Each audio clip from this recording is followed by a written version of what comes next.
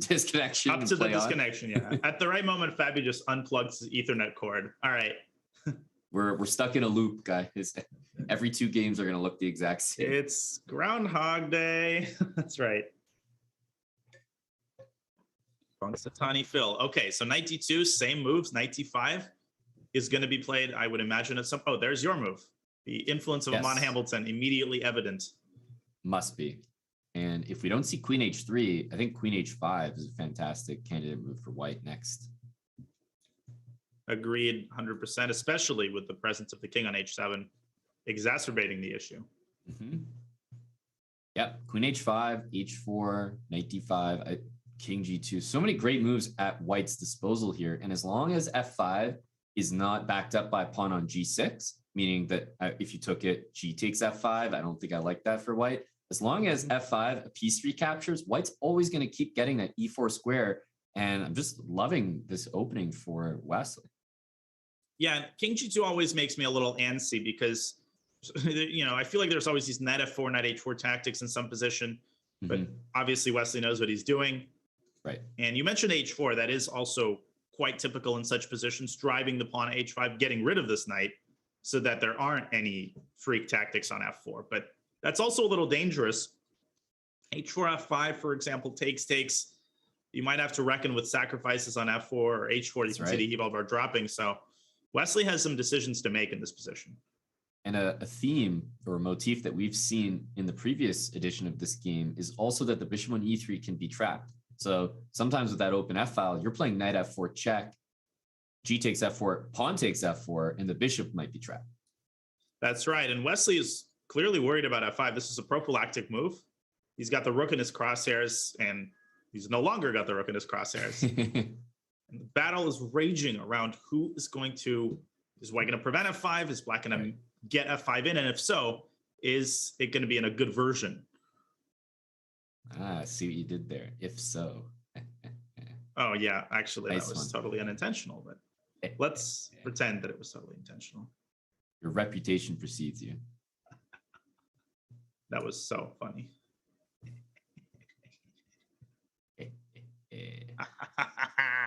Okay, knight c6. This queenside pressure is nothing to laugh about. b5. Where's the knight going to go? D4, is it a snap take for you on d4, or do you keep the queen like queen h5? Well, I guess it is, because after e takes d4, the only thing to worry about, I mean, you don't want to go knight e2 in these positions because of knight e5. But as long as you preserve the e2 square for the queen, I think white is totally in control here. And Fabi, I would consider going back to e7 with the knight and still aiming for f5. I don't know. I feel like knight b4, knight might get stuck there. It's like one of those, prisons in Finland. I mean, it's not the worst accommodations, but you might get trapped there. There it is. Might spend more time there than you intended. Right. And the rest of the game is still going to develop around that knight. So white just has to deal with the pawn on d3, and even still, it might even be like knight d3, bishop h6 or something. So I'm not even sure if that's that dangerous. Knight f4 there, and yeah, that's a cool idea. I feel like that's a theme of the matches, pieces being defended indirectly. I feel like we've had the situation before. But let's see if Wesley wants to just get this headache out of his mind with queen e2. Yes, he does. And Fabi does have an escape via c2 for the time being, but right now the knight is pretty happy on b4, I think. And we've seen an idea from Fabiano in the past. We may see it rear its head again with f5, and after the capture, there's going to be d5 coming with the knight on b4 supporting. Free move. Exactly. He definitely was ready for that. What about maybe positional exchange sacrifice in Wesley Sauce style with rook takes b4? I actually really like rook takes b4. That actually looks kind of fun. That looks pretty good. But Wesley doing it a different way, he's getting his bishop to a3. That's a sick maneuver. And Fabi preparing to go d5 against it. But isn't d5 kind of strong? Yeah, and bishop takes b4, de. And guess what? Remember I mentioned the king makes me antsy? Well, here you are. Knight f4 is a massive threat, and white loses the bishop. And I think Wesley overlooked that. Yep. And I hope Fabi doesn't overlook it, because he's got to play d5. I think he's if he doesn't play d5, exactly. white plays knight d5, and black can resign. So it better work. But the thing is, even if it doesn't work, I think you still play it. It doesn't matter. Oh, yeah. You need to play d5. You're in too deep. Okay. So Yep. Wesley. That's a sad necessity for white. And it is. we've seen this kind of position before. Yeah, weak d3 pawn. And ooh, whenever you have to play f3, it's often a bad sign. Yeah, Wesley feels that he needs to give a little bit more support to his knight. Fabi is now perfectly in control. Rook fd8. Maybe get the knight around to e6 and later to d4. Lots of options here. I'm always impressed when a strong player can sort of dispel the illusions that I have about a position visually. Like Wesley's position has been looking so great every time he gets this position. I feel like Fabiano's just been outplaying him. Like he gets this f5, he gives up so many light squares, but he's clearly got the ideas for black in this position just drilled down to perfection.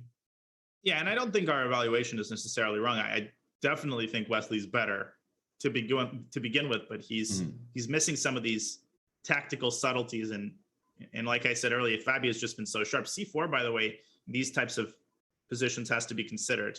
I think C4 might have been very strong. C4, right. Something like C7, C4, and then after Queen C7, Rook F7. Maybe. Yeah, or Rook D7. Nice. I think either move is. Oh, here maybe Knight D6. So Rook D7 picks off the bishop and leaves black with this extra pawn. Yep. And one thing I'm looking at in this position in general is H4. And if the D3 pawn ever disappears, sometimes a pin against the knight on G6 to a king on H7 is one of the most annoying pins because you can never get out of it. You can't move your king. And it's right. Completely stuck. Yeah, no, that's a great point. So this is also a theme, this pawn potentially disappearing, and who does that favor? C4 has to be calculated here as well. No but doubt. Fabi going Queen F5 instead. Playing Bishop B2 is a relief for Wesley. Yeah, get that rook out of there. No more C4. Speaking of C4, maybe Queen C4, Bishop C3. I feel like Wesley's pieces start to find harmonious squares. You can throw in A5 as well. There's just things to do for white now. Yeah, there was a brief moment when I felt like Fabi was totally dominating, but Wesley has pushed back his pieces just a little bit, and he's earned himself some space and time. Queen E4 is another very classy move. The queen trade in this particular version is really bad for black. He loses the E pawn.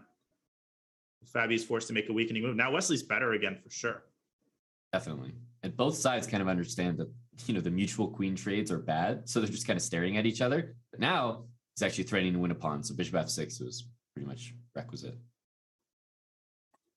Knight G4 looks pretty interesting here, although leaving the D3 pawn also comes with its risks. Yep. Knight G4 I like. This move looks pretty promising. It just seems right, but you can move the queen back to C4, and yeah, there's Knight G4. Yeah, this is the position I was having a hard time figuring out what to do. Maybe, you could, takes on E5. Can Fabi take on D3 here? Probably not, but I'm not sure why. There are going to be some... Wow. Yeah, there's a whole bunch to calculate there. Yeah, we'll wait and see if he takes, and then we'll delve into the complications. Right now, Fabi is down to 30 seconds. You can sense the wheels turning in his brain. He's trying to figure out whether he can take on D3, and if so, when. Now, if he takes, then at the end of this line, that would be even worse. White's infiltrating to E7 with devastating effect. And Fabi realizing that is just at a loss for moves. Yes, I think he almost had to take that. Here comes F4 though, or Rook E1. Knight C6. Knight G6. Oh, that's a sick tactic. Nasty. And Fabi resigns.